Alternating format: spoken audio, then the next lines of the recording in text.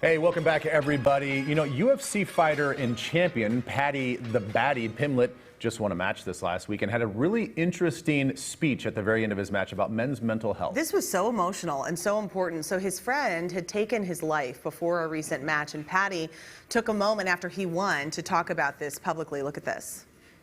There's a stigma in this world that men can't talk. Listen, if you're a man and you've got weight on your shoulders and you think the only way you can solve this by killing yourself, please speak to someone. Speak to anyone. People would rather, I know I'd rather me mate cry on my shoulder than go to his funeral next week. Wow, I mean, that is so emotional. Yeah. Dr. So Karin real Ryan is a licensed psychologist with Nystrom and Associates, and she's joining us now to talk about men's mental health. I wonder if you hear that and you see that. Are you thinking like, thank you for talking about this? Absolutely. Absolutely. I saw that post and I thought, that nails it. Yeah. You know? Yeah, it brings it right there. Talk to somebody. Talk to anybody. Right, as a friend, I'd rather talk to you and hear about it. Yeah. We are hearing it a lot in hockey, and we're hearing a lot in football as well. I mean, we've had some recent deaths and suicides and of that nature in both of the sports, and I can even tell you right now, the movement's working because we have a lot more text threads that are going on, and I really think there's sincerity behind a lot of guys like just checking in, just to say, hey, what's up? You guys, everybody good? Yeah. Absolutely, and we know that when studies are done well and they're looking for depression signs that are more likely in men, right? There's some crossover, but when we really look for the signs in men, we realize that 30% of men experience depression at some point in their life, and they're 4 times more likely to take their own life. And so the benefit of recognizing those signs and starting to talk about it is so important. Boy, 4 times more likely. I mean, that is massive. Yeah, so massive. You think we're making progress in terms of men having conversations about their emotions and their mental health, but we've got a long way to go? Yeah, I think we're making good progress. And like you said, the more we normalize it and start talking about it and just opening that door, it makes a huge difference.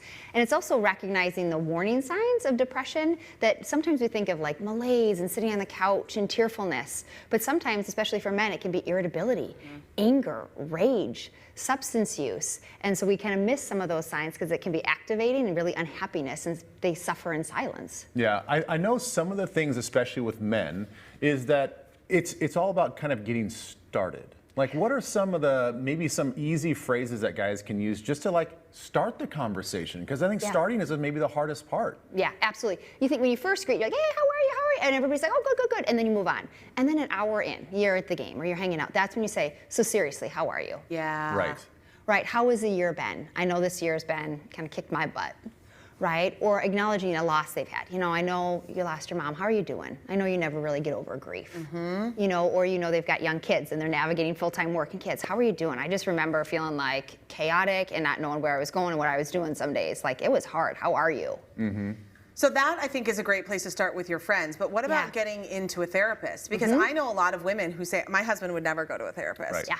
He would never go. They say he would never go. And it's so hard for them to get over that hump of going to talk to somebody. Because do they think they're just going to lay there and then just be picked apart and criticized? Like, what do they think? Well, and I think sometimes you don't know what to say. Because when you haven't had that language and you haven't talked that way with friends or you haven't been modeled that, you don't even know how to start. And here's the beautiful thing. I promise you, you don't need to know what to say. You don't need to know how to even start, because that's our job. Yeah. We're going to help you. Just make the appointment and get there, and we're going to help you start talking. That's our job. Okay. See, because men are going, well, what am I supposed to go in there and like tell her my whole life I'm going to sit and talk about feelings for an hour? Yeah. No. And I'm guessing that because of the pandemic, things are easier. You can do these things virtually, right? Absolutely. 70% of my clients are still virtual because it's been convenient and it works really well. Yeah, so you can be at home, lunch hour, or a quick afternoon. Yeah, virtual sessions. Just make that appointment. If you feel like, I'm not really sure, they'll just start asking you questions and helping you articulate what's going on. And like Patty said, getting that weight off your shoulders. Yeah, getting the weight off, because that risk is so significant. I think what you talked about in terms of just the signs being so different. If you're a partner, like, I think particularly, you know, if you're in a heterosexual relationship and you're a woman and then your husband isn't doing like the crying thing, they're just like using other ways to like let it out. how do women sort of support that and going, I think this might be a sign that something else is going on without coming off as like, I'm really naggy. Right. Right? Yeah. Yeah, and I think if it can come from a place of love and caring, if like there's signs that they're unhappy, right? And so I think sometimes it can be hard to tell your partner you're unhappy because then that person can be defensive. Well, are you not happy with me? And yes, I can love you and be very content in our relationship, but still be experiencing depression. And so if it can come from a place of care, be like, I just want, you have a right to be happy. Like it doesn't need to be this hard.